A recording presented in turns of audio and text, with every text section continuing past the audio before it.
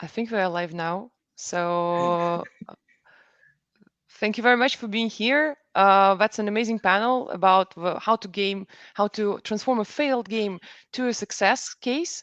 And we have 2 out of 3 participants for now. I hope the third one will join us. But for now, let me introduce you, CK Wang from Kooapps LLC and Hi. Matt Sharpe from Zynga.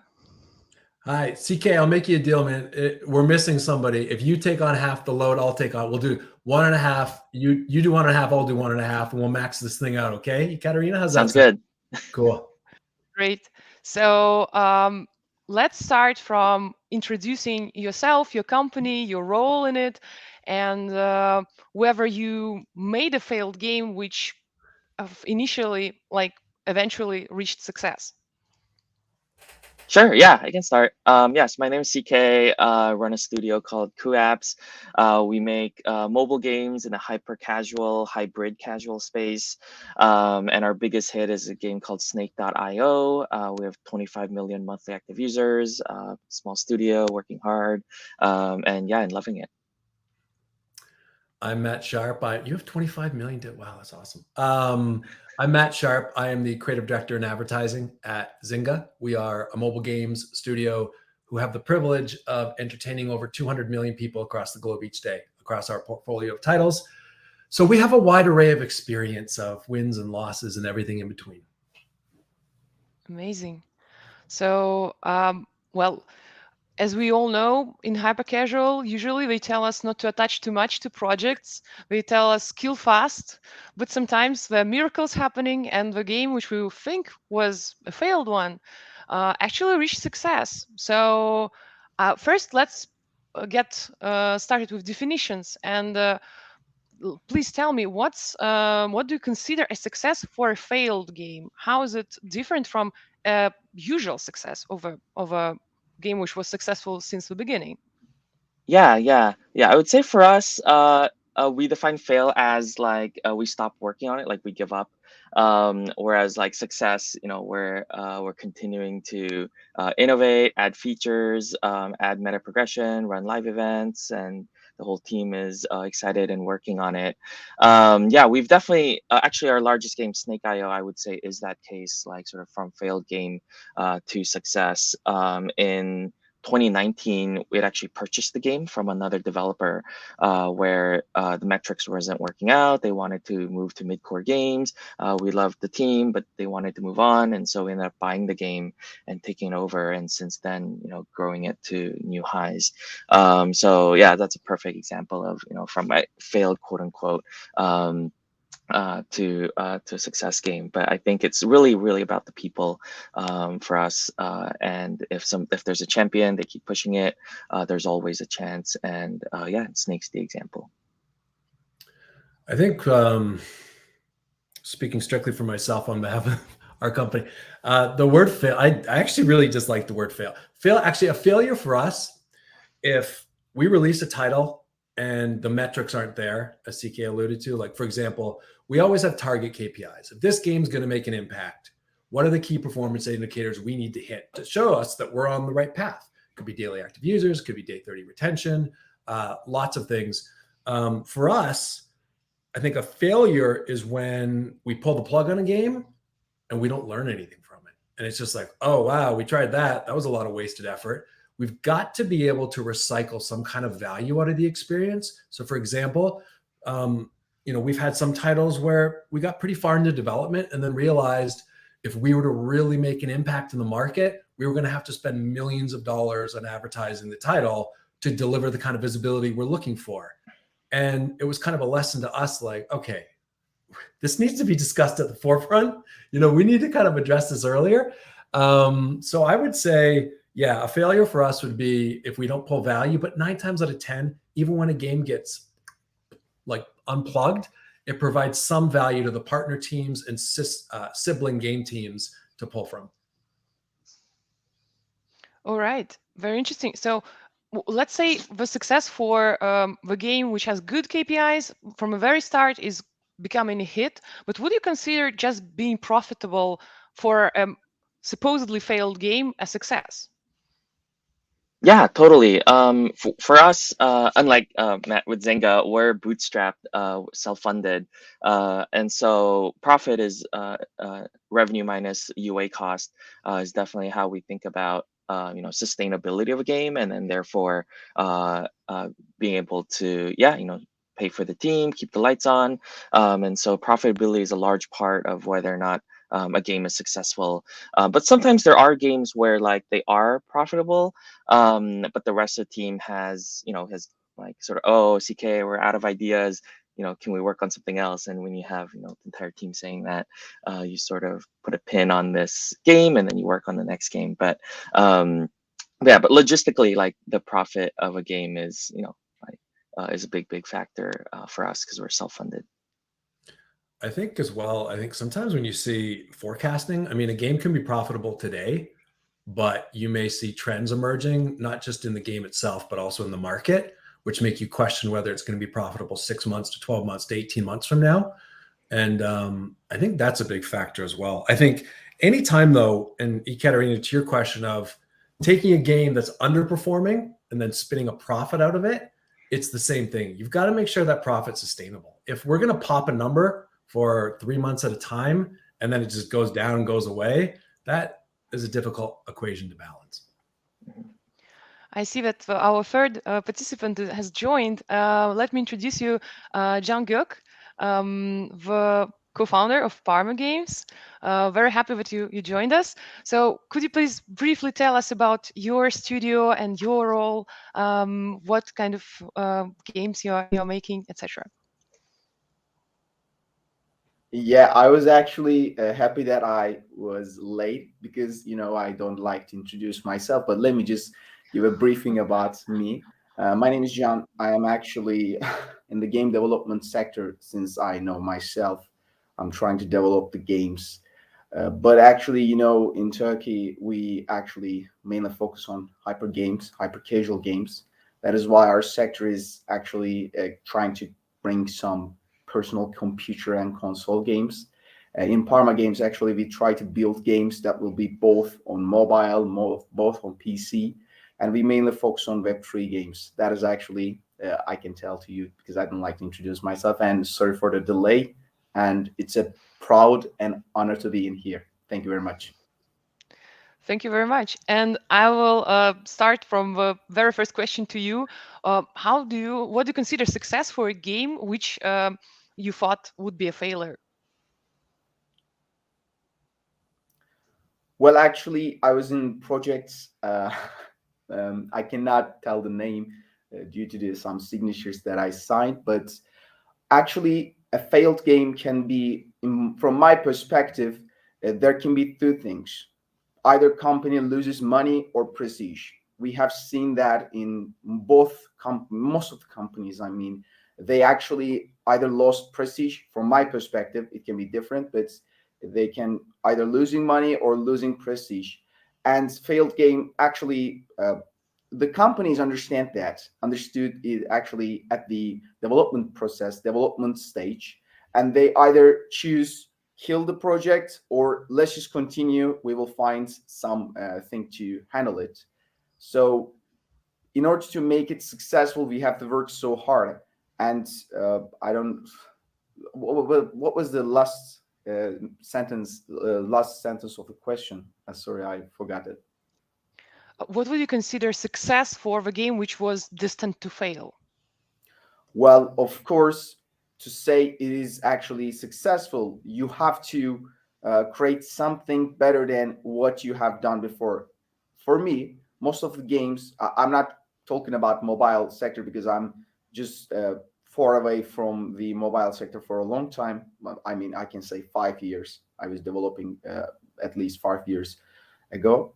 But in PC or high end sector, we can actually easily say that if you want to create something good, then you have to listen your community, and that is actually what we do in Parma Games. If the people do not like it, we're not doing it. But sometimes you add some features, you add some attributes to your game that might not actually be stable, uh, or even more than that, the people might not like it. So that is why you have to beta test all the time with your community. We're doing that, but I don't know what is the skill, because we're not actually a really big company. That is why actually we can do that. So I think to be successful in your game, your people, customers, or buyers should like your game. That is what we try to do every day. And it's actually funny because they're not actually really, they're actually tough on criticizing, and it's a funny process. So that is my opinion. Sorry for the huge answer, but I had to tell you that. Great. As Jam mentioned, at one point you need to take a decision whether you kill the game or you continue. It's a very tough one, actually. Like, how do you distinguish between the game which can succeed potentially or which is a complete failure? CK, what's your take on it? Yeah, yeah, yeah. For us, we first look at like, is it like a CPI problem or a LTV problem? And then if it's CPI, I'll be, talking to the marketing team with the art team and say, hey, like, how can we make this more appealing to more audiences, and down that route. If it's an LTV problem, then it's like retention or ARPDAU. So then I'll have to talk to our producers, game designers, product managers. And it's like, hey, like, how can we essentially show more ads and make more money, and all of that. But I agree, it can be hard. We've had games where it's been on the I guess we call it chopping board, for like 8 months or 12 months before we finally give up. Those are games that, like, we really like playing, but it's just not gaining the traction that we need, for it to be profitable and sustainable. But there are games where we launch, and then within like 2 weeks, like, our game designer comes to me and is like, hey, CK, like, this is not going to work, we're going to stop working on this game. Where I go, what? Like, we just launched it, like, can't we like try a little bit longer? But since if the team wants to give up, then I think it's not a good use of time to work on it, because it's really all about the team for us. So yeah, it is very, very hard. We look at a lot of metrics, and I would say, between CPI and LTV, I would say LTV is definitely the harder one. CPI, there's like a lot of tricks that we can do, and it's much cleaner A/B tests that you can run, like on Google Play, yeah, with screenshots, descriptions, app icons, and stuff. But with LTV, yeah, it's much more complicated. And so yes, we look at the metrics, and then look at where are people leaving, where are people not playing, and then sort of have a hard conversation and decide. Yeah. It's actually quite curious because you mentioned that you have bought this game and the metrics were not there. What made you what made you believe in this game? Why did you buy it? Yeah, yeah. At the time, we just liked the game. Like, we played it, and we're like, oh yeah, it reminds us of the old Nokia Snake game. So we bought it, and we really liked the team, and we wanted to work with it. They're actually from Turkey, Amelius Interactive. We really liked the team and wanted them to work with us, but they wanted to move on. But so yeah, initially we just played the game. Say, okay, yeah, we've never like made a battle royale game. We've never made an IO game.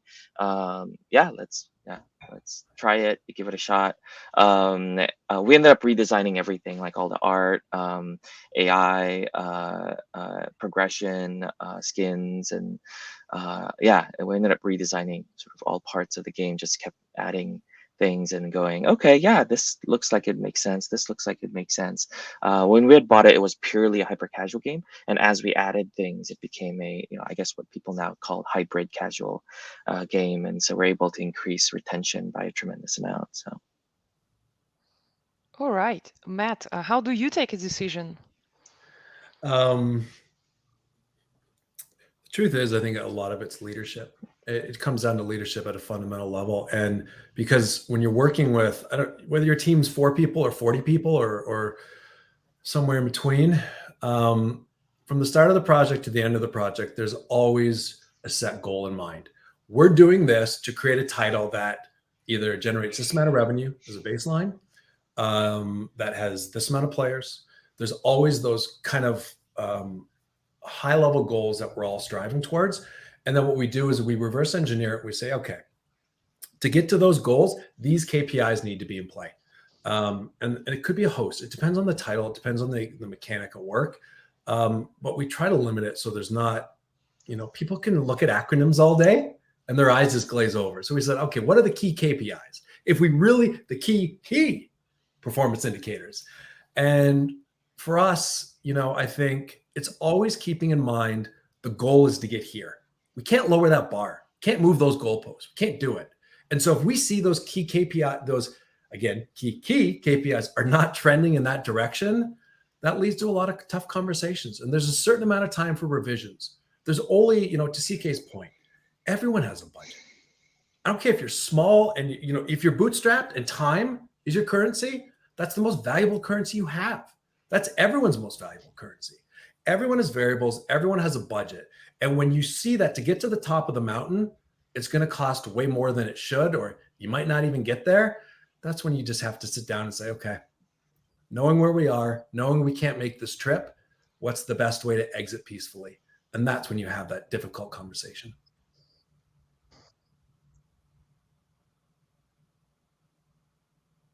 All right, Jan, how do you distinguish the game which can be still improved on and which still has a chance to succeed?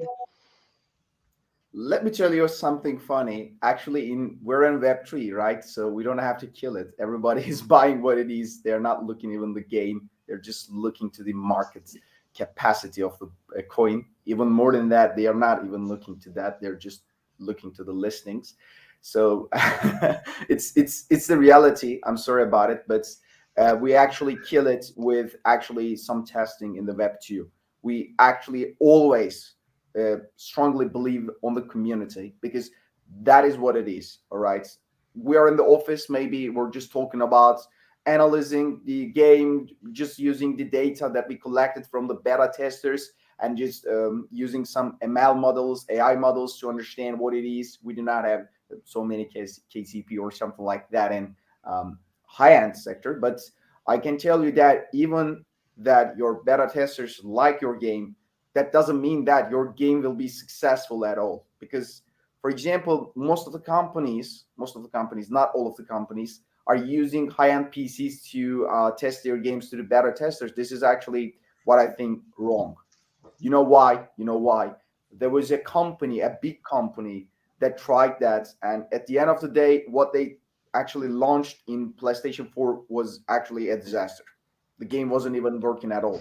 So that is why we actually take lessons from that, and we open huge beta in Web2, and we always bring our games hybrid. So they're going to be both on Web3. If we're launching it, they're going to be both on Web3, both on Web2. We're just creating a bridge between these participants. They can play together. But the whole thing about it is, actually, we're not even testing in Web3. We're testing in Web3 mechanics, actually, because in Web3, they're buying what you actually sell. They are not even looking if it is tasty or not.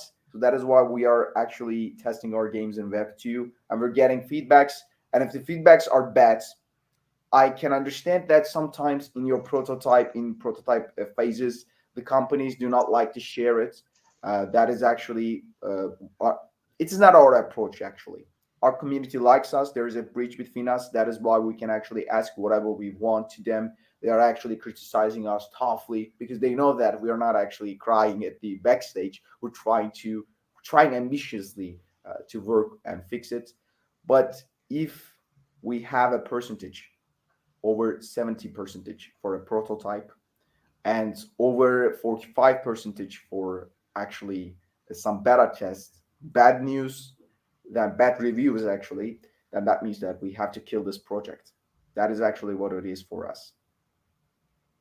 It's actually very valuable that you can have the feedback from your audience and the beta testing. It's very helpful. We don't have this luxury in mobile gaming, actually. All right, so let's imagine we took the decision to go forward with a game which seems to be a failed one. How do we identify where should we make the changes, and what should be those changes? CK. Yeah, happy to take a stab. So I alluded to earlier with, usually there are two issues, either LTV or CPI. On the CPI side, it's with all the marketing creatives, all the way from videos that we post, and then screenshots, app icons, descriptions, title. Like we've changed the title of the game in the past. We've completely like reskinned the whole game from like a same game from a roller coaster theme to like a farming theme. We'll do pretty drastic things to see, you know, what do people want to play, what kind of themes do people want to that is stickier on the meta progression side. If we have a good core mechanic, what do we do there? On the LTV side, it's either retention or opt out. Opt out is easier than retention, and retention can be very elusive, especially day one retention. With day one retention, I'd say most of the time we're really just throwing darts, and hopefully if we throw enough darts, like we'll hit bullseye every now and then. But with the ARP DAO, you know, I'd say like, you know, figure out how many ads you're able to show every minute, every 5 minutes, and every day. Usually gets you pretty far. And then yeah, and I'd say longer term retention is easier. Like you can put in you know, daily bonuses, missions. You can put in battle pass. You can put in live events. Like there's much more things you can do on day 7 retention once you have good day 1 retention. But with day 1 retention, I'd say we're just like everybody else. Like we're throwing darts and guessing, seeing what sticks. Uh, yeah, but there are rare times where we will change like the mechanic and then it actually working. With this game that was a deathmatch game, and we changed it to battle royale, and day 1 retention jumped up. I think from 25 to 35%, which is like really good for hyper casual. So yeah, we're pretty happy with that change. But you know, but it wasn't like we knew this was gonna be a really big plus. So I would say large part day 1 retention is really just trying ideas, and so we've really structured our organization such that we can throw a lot of darts quickly to change themes, change mechanic, change the tutorial, the onboarding, and anything we need to measure day 1 retention. Yeah. Very impressive. Matt, what do you think? Sorry, can you repeat the question? I just want to make sure I'm answering it concretely. So, how do you exactly decide what is lacking in your game and which direction to take to improve it? You know, at a high level, similar to CK's point, you have your KPIs. You have your KPIs that you're running against, and there's certain situations where we will deploy multiple variants in a very short period of time to test. You know, we talk about beta testing. Everything from a soft launch to even within the soft launch zone, we'll quickly cycle through creatives. We'll create iterants, variants within the game. We will adjust pacing for a segment of users. We will micro-target to the best of our ability to ensure that right from the start, if we are in that soft launch, if we are in that early phase, we're getting a good read and a good registration on how everyone's progressing through the title from day 1 to day 30. Like there's a lot of variables I could touch on. And I think really at that point, it's just evaluating your performance against it. And, you know, I talked about leadership earlier. So much of it is just keeping a clear head and just being able to say, okay, here's where we need to be. And it's so, I'm saying this again, because it's something we've learned. It's so tempting to move the bar and to move the goalposts and say, okay, we're not there, but we could, you know, we're almost there. Let's keep it alive. Maybe you have a personal attachment to a project. I don't know if anyone on the panel has ever had. I actually, I personally sunk money into one of our soft launch games, you know, at an amount I wasn't comfortable with because I was a firm believer in it. I'm like, this is going play. I advocated for it. And I had to pull back and I had to look at some of the numbers that were behind it. And ultimately, the decision was made to kill the game.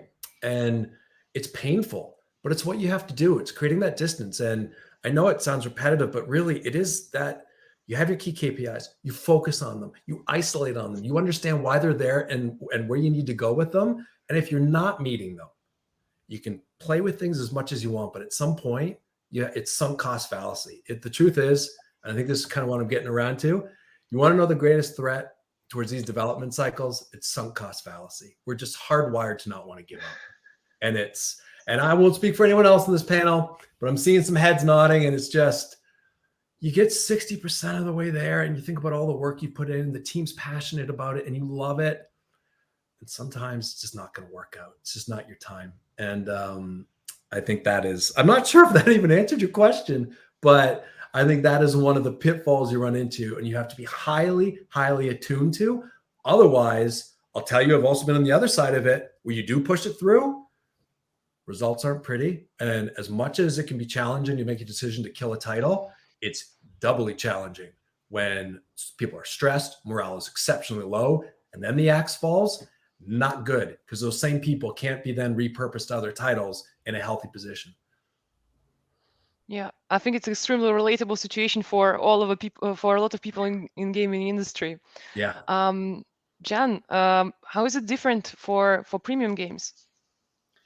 Well, actually, I have to talk about both sides for Web 2 and Web 3. And even more than that, we can actually talk about hybrid games as well. So the first thing is you have to be cautious when you're creating hybrid games because in Web 2 the people do not like Web 3 because there are some projects that grab people's money. We are seeing it every day. So that is why you have to be cautious. This is a dangerous road. And in your trip, you have to make sure that you are actually stepping to the safe positions. That is why we are actually, even more than the lack of the game, we have to create a game, lore, the design, everything should be perfect. You cannot actually risk anything. It has to be perfect. And if the people are still questioning, are you a scammer? That is the start of the position, start of the actually not the position, start of the risk, and you cannot take it. So that is why I'm going to talk about the lack of it, but most of the Web3 games, not most of it, maybe all of it. I don't know if there is a game like that. They are actually taking some steps, taking actually, how can I define that? By the way, we haven't launched any Web3 game. For the last 2 years, we're experimenting the Web3 environment and we're trying to find what it is and what it is not. In Web3, the games are all filled with lags, all filled with actually mistakes. The people do not even play it. Only bots and the players that want to gain money are playing it. And these games are actually, for me, a disaster. They are not actually considering anything at all, whatever. So I'm not going to just go into the detail of it. For us, at the first, we have actually three stages. The first thing is just using the community. This is the last stage, and this is the risky one. If you had made some problem in Web3, you're done. But if it is a mechanic or something like that, people might not like the mechanics, the other things, then it's actually okay. But if you actually done some problem in token side, if you have done something related to blockchain, if the people are paying for it, and if you're just giving something false, then you have to fix it quickly. So if you're sleeping, you have to actually take a look at your phone. And if the community is just rising some voice, you have to just jump from your bed. You have to go there. You have to fix it. You have to inform them, and then you have to say that. This is how we work, actually. You have to always talk with your community. And in Discord, the people are typing to me, oh, I didn't like it. I didn't like it. You have to fix it. It doesn't matter. You have to fix it. If your community doesn't like anything, then you have to fix it. Second stage is all about beta testing, as I have stated before. We're getting, if something percentage, I have talked about percentage, we have some different percentages for the beta testers, but we always get the feedback.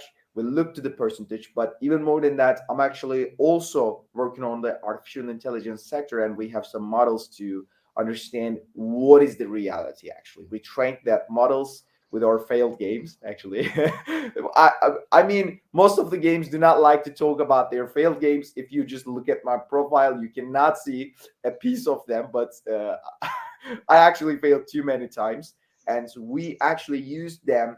My other team members, when we founded the Parma games, we stated that we actually thought that let's just use our failed games. Let's just get the data of it, and let's just create models for that to understand when we will sync.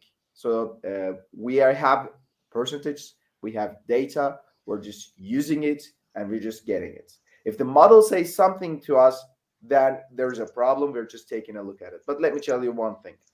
Most of the games have lack in mobile practicality. If you lose your practicality, if the people cannot play it with one hand, two hand, whatever, I don't actually remember what they were actually. It was a long time before. But if you have lose your practicality in premium as well, if you lose your mechanic side, if the people do not joy from your game, if you just cut the joy with an axe, then that means that your game will not work on. So I was going to explain how to fix them, right? No, what exactly should be changed? Okay, you said that. So we have to actually change the problem. I mean, if the problem is in mechanics, you have to fix it. If the problem is in anywhere else, you have to fix it. But let me tell you one thing. You talked about marketing. Most of the Web3 games just change the marketing. This is wrong. They are not changing the game. They're not changing the mechanics. And then they're just coming and saying that marketing is important, marketing community is important, but you're not even listening to your community. You're just doing the things that you are in your mind is thinking something, but community do not like it. You are actually blind in the development phase. You cannot see anything. You're just computing it, you're just developing it, and that is wrong. And I had to talk about it because Web3, I mean, I don't know what Mr. Matt, Mr. Wang is thinking about, Mrs. Ekaterina, what you're thinking about, but probably you are also seeing that Web3 community, Web3 actually games are in a bad shape right now, and it has to be changed. The games are in Web3. They need some fixes. So yeah, that is what I think. I don't know if it is the right answer, but we're actually trying to survive in a community that is in beer, that is actually people are just fighting with each other. Yeah, that is it. Yeah, that's actually very curious what you're saying, and we are lucky to together here, like from different game genres, and to compare the perspectives on the improving process. And next question would be about your testing and benchmarking routine. Also, what are you doing to figure out together KPIs? How do you analyze them? And if you would like to mention some particular tools or partners, also don't hesitate. Yeah, definitely. For us, in terms of benchmarking, I would say Tenjin has been the biggest help. They publish this quarterly hyper casual benchmark about CPI, which are the top ad networks in the UA side, on the monetization side, and top countries that you should probably consider building your games in. And localizing for. And so Tenjin has been phenomenal for us, including on the running on the UA side. But we're actually also working with the likes of like Unity and Google. We're noticing that a lot of these companies are starting like in-house consulting, in-house game consulting, and benchmark consulting. And so if you have an account manager and you have a pretty big relationship on the business side, either ad monetization or marketing spend, they'll probably introduce people that will help you out with benchmarks and sort of game design consulting and monetization, especially monetization consulting. But I would say starting off with Tenjin has been phenomenal for us. All right, Matt, what do you think? I'm gonna have to take a pass on this one because of disclosure. In terms of our partnerships and that, I can't get into all the details. What you see right now is me actually trying to think on my feet and give a very high level response. I can give some of the details without revealing some other things, but you know what? I'm not going to do it. I'm not going to wade into those waters. I will say this: benchmarking with respect to our soft launches, understanding. I talked about KPIs earlier.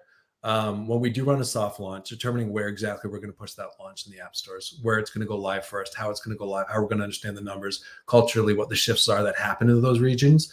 That's something we study nonstop. It's, we always say, you've got to meet your audience where they are. And a key part of that is understanding your audience. And so when we're harvesting those KPIs, when we're diving into them, again, can't really get into the details of the benchmarks, but we spend a great deal of time just know who you're talking to off the onset, and that helps shape the metrics that surround the conversation. Yeah, a small disclaimer is that even if there's something like Trello, which is really good for organizing the Yeah. follow-up of your game, you can mention it. It's okay. It should be uh, the top secret information always. But thank you very much for your insight. John, how is it different in Web3? Well, actually, in Web3, we always I talked about user research, user testing, actually play testing. I talked about them. We do that. But in Web3, you have to actually test the network abilities. We always, if you're in the Web3, and let me just give you an introduction before telling that. Most of the games, maybe all of the games in Web3 do not use Web3 all the time. They always have a Web2 server. So that is why we cannot actually say that they're fully integrated to the Web3 environment. But whatever, I just had to give that information. So you have to test this Web2 server. This Web2 server, if that server has some security problems, and if there is something critical, then you will lose your tokens. The hackers will sell them, and you will just look at it. So that is why, since it is not actually fully Web3 integrated, you have to take a look at the security problems of Web2. You have to test that as well. And even more than that, you have to test that if the players are not getting some connection issues between Web2, Web3, and your player is not getting some issues between Web2 server and Web3 server, Web3 actually network as well. So that is really important, because if you have some problem at one stage, it doesn't matter, in one stage, then you're done. The people will not be able to play it. And Web3 is something that is new.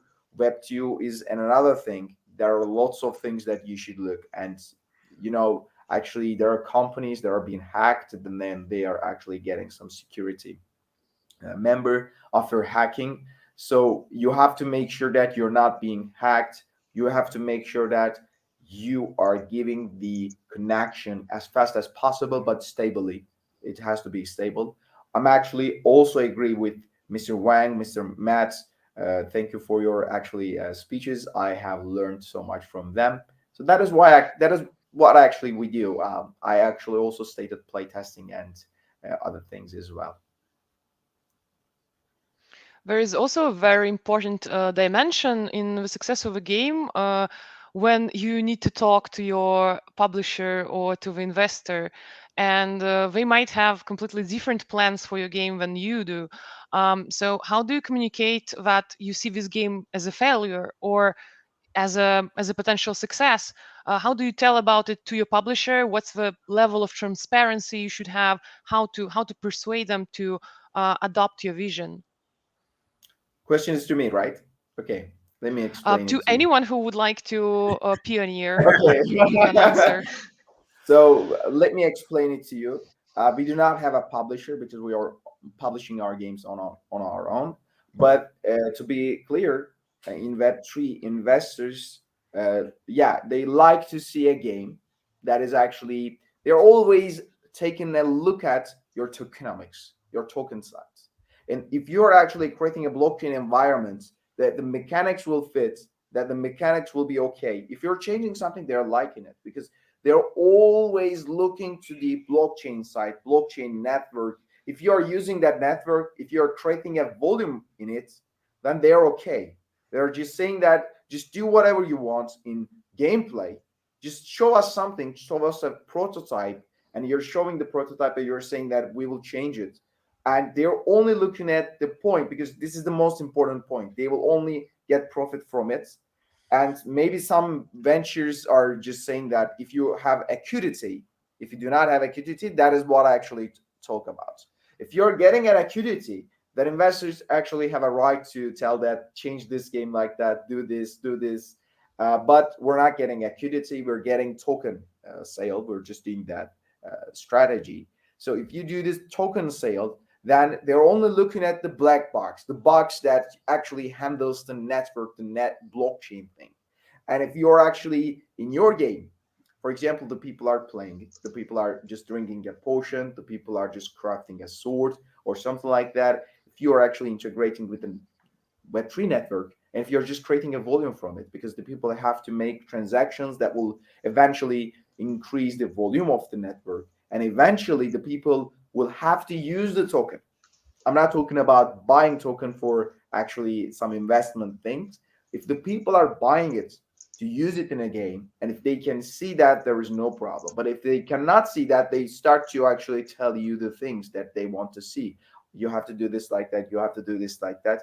And in Web3, let me tell you one important thing. You will be maybe surprised, but you are asking to the investors after one point, after actually working with a high VC, high level VC, actually powerful VC, you're saying that what are you gonna give to me?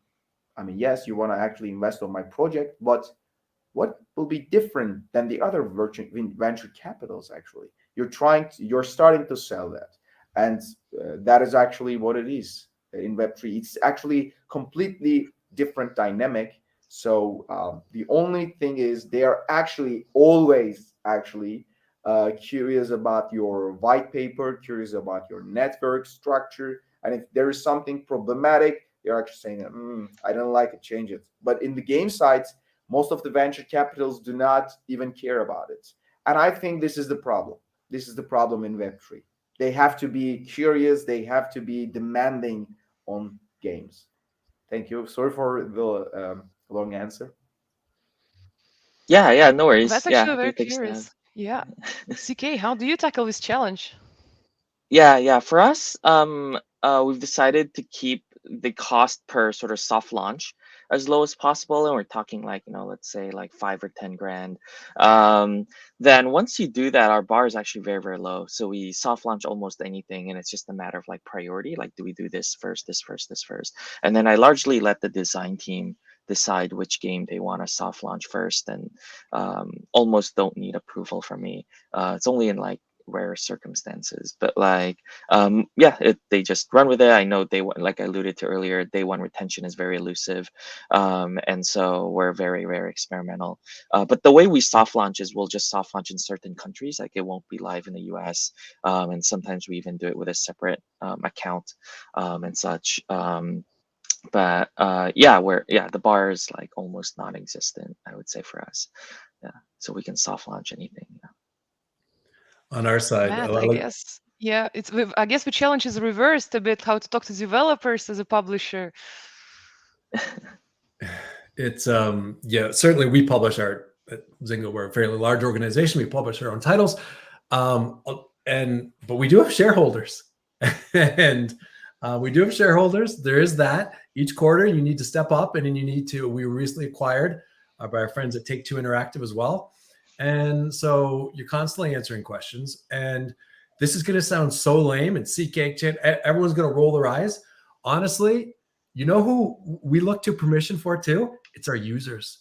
And it's so true. Like if this, now I got an HGC background on here right now for this event. I did this. For this event, I want to set this up. But anyone who knows me, who's met with me will know I have as my usual background, a massive signage that we had at our old headquarters, which, and the phrase is still valid today. It said, what will our users thank us for? What will our users thank us for?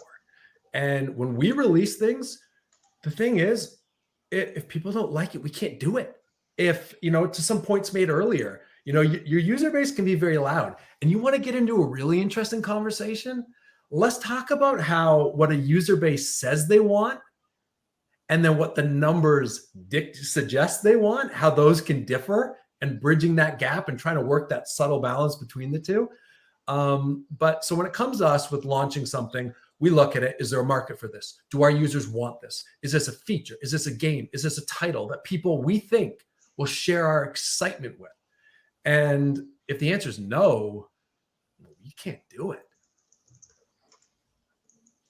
All right, I see. Yeah, when for us, yeah, like I mentioned, the challenge is a bit reversed. As a publisher, we need to talk a lot to developers, and sometimes we face different situations. Sometimes the developer believes and doesn't want to kill his game. Sometimes vice versa, he lost all of the motivation. And for us, we adapt to each case, but the key would be transparency. If we share transparently why do we think this is a success or this is a future failure, etc., etc., and what's the opportunity cost also of continuing to work on this game, because meanwhile we could have done many other games which would have more chances for succeeding. So yeah, transparent discussion with your partner is the key. That's how we can know whether you're on the same page and how to move forward. Let's talk more about like product and the features it can have. So do you know an example of the feature which had the biggest impact, positive or negative, on your in-game KPIs or on your CPI?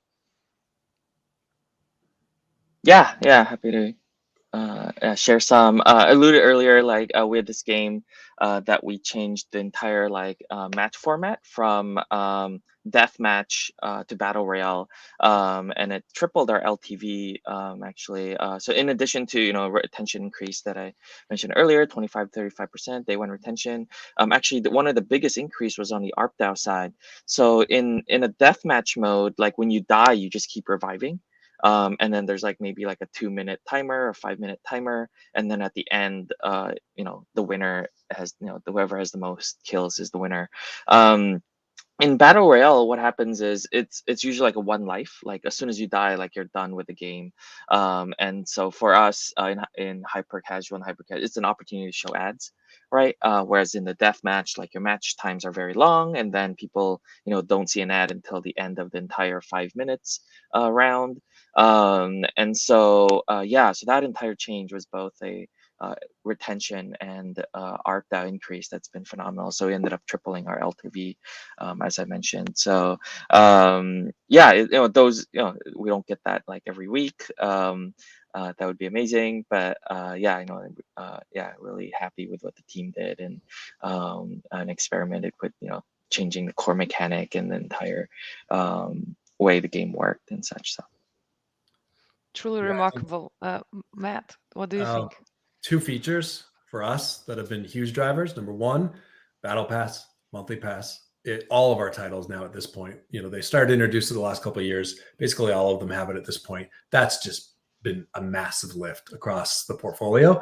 Also, and I'm going to get the name of it wrong because I like describing it, but the games where you can progress with increasing odds of failure. So, for example, if you have like 4 cards and you got to tap one of the cards, 3 of them are prizes, one of them's game over, and you can either choose to leave and take your rewards or progress further down the funnel with increasingly difficult odds but get better rewards. That's also been something that we've seen a lot of value. Our users love that because it's free currency. It gives a little bit of excitement to the game. There's no sunk cost for the user other than the brief 15, 30 seconds, 60 seconds of their time. But between that as well as Battle Pass, those are 2 features that we've seen a lot of value out of, and both have made our users very happy over the last 12 months. All right. Jan, what are the features you find very effective? Yeah, actually, passes. You know why? Because the people would like to get. You're just putting the products, the items through there. For the pass that I'm talking is actually you're always giving some passes to the people, but at the end of it, at the backstage, you're also saying that there are items that you can buy as a pack. It can be actually a pack of items as well. But in our passes, we're also saying that yeah, you will buy this pass, you will actually have a chance to do something with this pass in the game, but we're also adding some items to there. And you're just saying that this is a discount, but it is called as pass. We use this strategy. And in Web2 side, we actually saw that, I mean, if we're getting one time sale, 1x, it is actually tripling to 4 times, 5 times, and it's a big increase. The passes are always bringing you more money, and of course, you have to think that I'm actually changing the economy of the game with that. You're just giving that items. You have to make sure that are they be will the players will be able to sell these items to each other. You have to make sure that the economics is not getting some problematic situation in a problematic situation actually. And the passes, I can say that the passes, and the passes, And even more than that, if you have a trading system in the game, the passes are becoming more important as ever. So the people will know that if I get that pass, if I just stack items, and there will be a time for me to sell. This is the classical Web3 actually minds. I'll get that token, I'll hold it, I'll stake it, and I'll sell it. It's actually same in the games. The people are thinking that I'll get them. This is actually one of the most known game. It's a no game. I'm not gonna tell its name, but there is a community market. The people are always able to sell their skins to each other. And I remember when I was a kid, actually, it was really, really early stage of that game, and the people were actually trying to drop these items, skins, and they were trying to wait and sell at the highest peak. And actually, if you just apply these two features together, trading passes, giving the users something really valuable that they can actually use in the game, but also they can sell, that the people will be actually volunteer to pay something for it as long as you are giving something. That is what I think about the feature. That's actually pretty interesting. I think it's. I'm curious whether the past feature will make it to hybrid or hyper casual, because we borrow a lot of different features from PC gaming, from casual games, and now, for example, we start to see more and more some gacha mechanics in hyper casual, which wasn't the case before. And we talked a lot today about a product, but not enough about the team, because if your game is seemingly failing, it takes some effort to motivate them to continue to work on this game. So, what are your advices on how to communicate with your team, how to keep them motivated? Yeah, sure. I guess for us, luckily, Snake keeps growing. So the entire company is motivated, and then you might have pockets of certain games that have failed or the team has stopped working on it. Usually at that point, they're pretty excited to work on the next game, and they come up with it. Like the design team will come up with the next game pitch. So they're pretty excited to move on. Um, yeah, but I think because the large backdrop is our largest games are doing really well, and so yeah, so everybody's been really motivated in terms of the company vision, but in terms of each game, like I think everybody on the team understands that games don't always make it, and maybe only like 5% of them or 10% of them actually become big hits, and so I think that part, yeah, we're able to educate. The management team has been able to educate the rest of the team, and setting expectations there that we do want to be experimental, but that means that there's going to be a lot of failures. So Sounds great. Matt, what are your tips? Um, I think from our end, there's two angles we approach it from. There's the individual and there's the collective. And collectively, it's important. I talked earlier about you want to reach that mountaintop. Every game needs to define its mountaintop. How are we going to get to that elusive final point? And it's reminding people what they're working towards. So they may be working on a feature at the time, but that feature only exists because it leads to this ultimate conclusion. So reminding people, kind of the forest from the trees, taking a step back, and reminding them about the importance of what they're working on.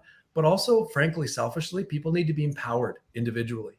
And it's not everyone's team is going to win every game. Sometimes it's just not your time. Sometimes things aren't going right.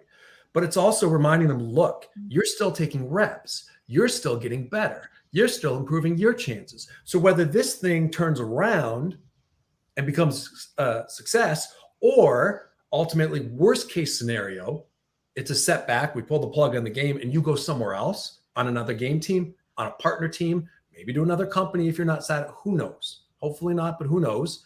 You're better off. So it's about two angles. It's number one, collectively, here's why you're working on this. Here's the purpose it's going towards and how it fits in with the other team. And number two, here's why you're important to us and why this task and activity can be important to your development. And it's not easy to do. But again, that's leadership. It's about checking in with people. It's about establishing that cadence and ensuring that both streams are running parallel on an upward trajectory at all times. John, how do you motivate your Yeah, team? yeah. Actually, For this, first of all, as a leader, I have to actually understand that if they are actually applicable to the place that they want to be in. Of course, you're just pointing them to places, to locations inside the theme, but you have to make sure that what they will do and will they do right. So you cannot actually tell to a 3D artist that, I need a graphical design thing. Can you do this for me? Or something that you haven't talked with her or him with that. You cannot actually do that. You have to always be clear, be specific when starting to a job, when starting to a project. So you have to make sure that they're doing the things that you think that they can handle. And even more than that, after saying that you can do this, I made it in my mind, what do you think about it? They also have to like it too. If they both, if these two opinions both become together, then there will be no problem most of the time. 90 percentage is guaranteed. But in this 10 percentage, if they are having some troubles, if there is a problem at the production phase, well, we are trying our best to support them. For example, one of my team members were really in a bad situation due to his personal life things. I said that, what are you? He's saying that you can fire me, you can do whatever you want. I said, where are you? Just where are you? I asked, where is him? And he said, where is he? I jumped to my car and I went there and said, what is the problem? Tell me.